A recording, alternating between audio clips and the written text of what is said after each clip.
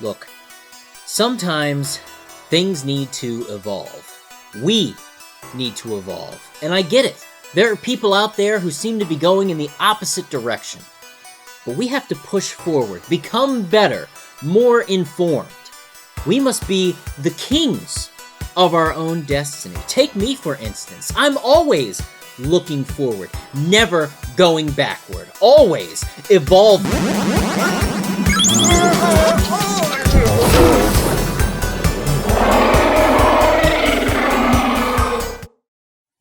I'm a gorilla, aren't I? Some things never change.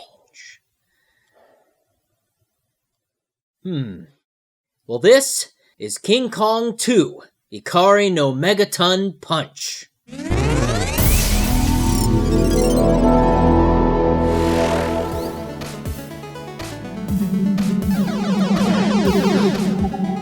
There we go. Sometimes all it takes is just a little light reading. From Konami, it's King Kong 2, Megaton Punch of Anger, or Rage. Yes, the sequel to, well, no other game. Confusing, right? It's like Gremlins 2 on NES. Where's the first one? Doesn't exist, at least not on NES. We don't even deserve it anyway. King Kong 2, in fact, refers to the film it is based on.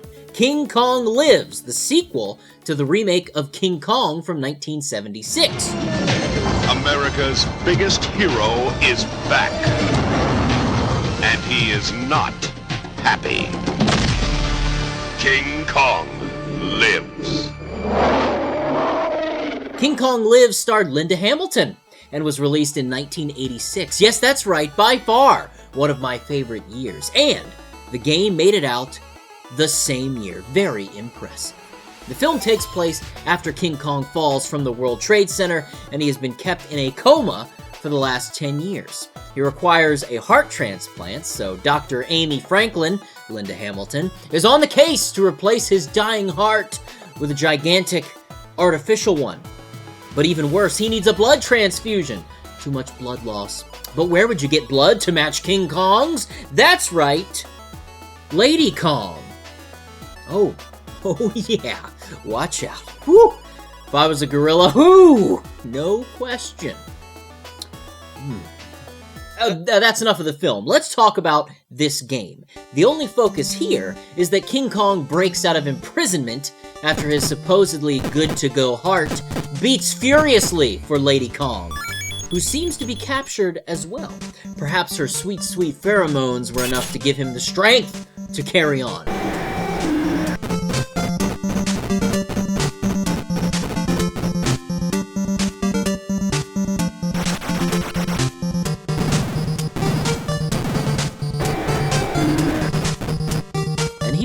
That strength, as King Kong 2 has 9 worlds for you to explore in your quest to save Lady Kong. You'll be using your Megaton Punch, as expected, to attack enemies, but by pressing select, you can switch to your rocks for some long-range attacking. You'll be able to collect more rocks and health from fallen enemies. Kong can also squash certain enemies by jumping on them, but it can be difficult to line things up just right for the landing. As soon as you start the game, Kong will be dropped right into World 1 to fight some slimes. You know, King Kong. The puny enemies you'll smash also include little dragons, bugs, ghosts, ducks. I mean, where's the challenge? Doesn't King Kong generally battle it out with the military? Of course, looking at the manual, we can see there are tanks and helicopters and jeeps, but even the jeep is empty. Where are the humans? Clearly that would be too violent to show King Kong taking out people, which is interesting because in the movie, dudes are all day getting wrecked or split in half.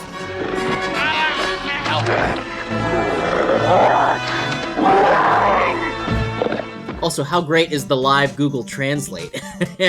Look, a multi-function missile. Wait, no, that's the most talked missile, very popular. Post-release missile? Long-range missile? Oh, we're getting closer. Ah, yes, there it is. Missile. King Kong 2 has a top-down view, and you explore each world in a style akin to The Legend of Zelda. The maps are made up of about 15 to 25 square zones that you progress through. And also, like The Legend of Zelda, everything is non-linear. You'll find doors in each world that might take you to a special power-up, lead you to another zone in the current world you're on, or transport you to a completely different world. So things are a little maze-like. Now the question, of course, how do we save our sweet, hairy Lady Kong? Well, you must defeat a boss in each of the first 8 worlds and collect the 8 keys they leave behind. Then you can make your way to World 9 to rescue her. Uncovering the entrance to each boss's lair may be difficult, but we must succeed. Just like the manual says, it's time to do a Tom Bunch. Now keep in mind, there is no saving, there are no continues, and you begin the game with your current life and only 2 more Kongs. Rack up enough points to earn extra lives, or search for a Moai head for a quick one. The Kong starts with 100 health, and it can be upgraded by discovering artificial hearts, like in the movie, which give an extra 100 health points per collection. You can also upgrade your maximum rock storage by picking up rock boxes, cases, but be careful! These rock upgrades max out at 99, and if you collect rocks dropped by enemies beyond your 99 capacity, it will roll over to 0. That's super lame. I hope the developers didn't intend that to happen. Let's just hope it's a bug. Now, King Kong, rightly so, moves pretty slow at first. This is yet another upgradable attribute. What a fine gaming adventure we are on. So down a bottle of speed to raise your quickness and jump distance. When you die, though, this attribute gets reset. Increasing the power of your rocks also resets on death. So, good rule of thumb, watch out, you ready? You ready? Major pro gaming tip coming at your face! Don't die. As this is a Konami game, you can also uncover Konami Man to completely restore your health by, grazing his butt cheeks. And I think that's all the... Oh no, we also have invincibility stars, just like Mario. You can grab those too. Wait a second. Are we also Kong punching orcas in this game? Alright, sir. A King Kong game wouldn't be complete without insane amounts of destruction. So most of the environments can be destroyed with your punches, your rocks, and heavy-duty landings. And don't be afraid to exercise your rampage of demolitions. Most of the doorways will be hidden behind buildings and structures on the map. So, go crazy. Crazy Kong. This crazy Kong just digs this tune. Putting yourself into the shoes of a young family computer player in 1986, the game looks pretty good. The 9 worlds have their own unique look and style and environment and personality and other descriptive words. Some of my favorite levels are the Oceanic Military Base, the Evil Research Laboratory, and the City at Night, which could only be Las Vegas, right? I mean, you see those casinos and circus tents and... Oh, good lord! That is a lot of bingo. An environmental feature I'm not a fan of is water. For some reason, despite King Kong's head being above the water's surface, you will slowly take damage while residing in it. Oh, by the way, see that grayish, mountainy looking area there? Yeah, whoops! Those are clouds, apparently. Dead. At first, I was pretty stressed out with the way you moved through the worlds. I kept ending up back at the same world and did a ton of backtracking, but as you learn the layouts, it's exciting to try and find the quickest route to collect as many upgrades as you can and find all of the keys to rescue Lady Kong in World 9. Another thing to be aware of, whenever you advance to another screen or backtrack to a previous screen, everything respawns, enemies and structures. So if you need to refill your health or rocks, you can pop back and forth between areas to farm those replenishments. Very useful. Now, as long as you come prepared, the boss fights are surprisingly tame. You'll take on the likes of the giant snail, King Spider, a trio of lizards, a giant scallop, stone beast, a giant slime, a large dragon, and of course, bees! A king bee. Defeat all those bosses to lead yourself into the final world, the most confusing map in the game, mostly because the paths are secret, hidden. You can't see them.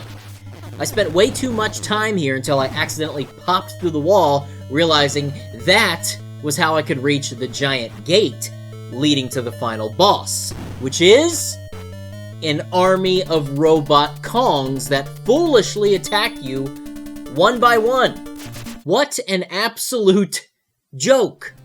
So smash them to metal bits and bust through the gate to reach your reward. Lady Kong.